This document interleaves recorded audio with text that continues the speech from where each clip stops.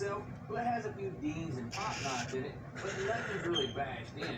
So a quick trip to the blaster and several of these components will be almost ready for paint.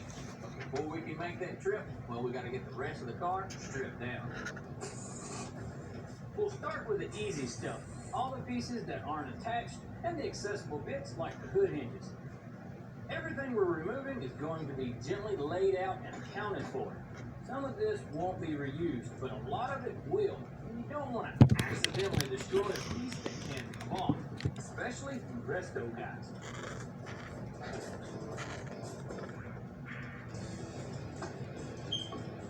The steering column gets detached from the block, then a couple of bolts mean it can be removed. The dash is a little more involved. There's some pretty tricky bolts to deal with. But like everything else, it comes out too. Then the heater box is an easy fit, as well as the pedal assist.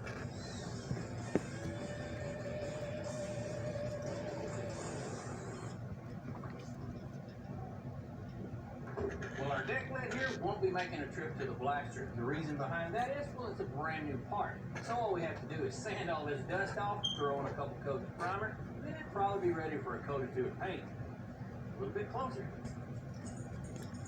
This fuel cap is an iconic Mopar tidbit that we want to take really good care of. Oops. Just a few screws is all it takes for removal.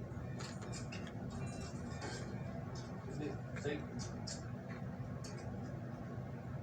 We are trying to label and organize most of the things we're going to reuse, like these headliner clothes. The middle ones don't matter much, but the front and rear, due to the shape of the roof, got to go back the way they came.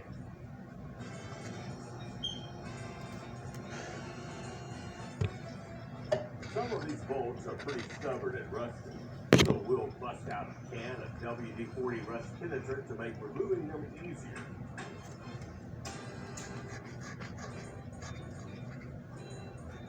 We'll use a jack to hold up the K-member, and 4 bolts is all it takes to drop it out of the car.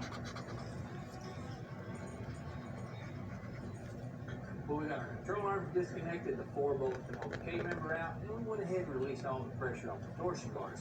Oftentimes, I've seen you guys cut these out because they can be such a pickle to get out. We're not going to do that. That's right. There he is. We push those torsion bars forward enough, the K-member and everything attached to it comes out.